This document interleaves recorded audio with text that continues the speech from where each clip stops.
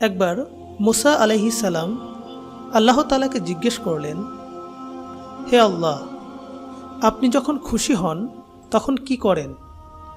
আল্লাহ তাআলা উত্তরে বললেন, আমি তখন বৃষ্টি বর্ষণ করি। তখন মুসা আলাইহিস সালাম আবার জিজ্ঞেস করলেন, হে আল্লাহ, আপনি যখন বেশি খুশি হন তখন কি করেন? আল্লাহ তাআলা বললেন, তখন আমি তোমাদের ঘরে কন্যা সন্তান দান করি।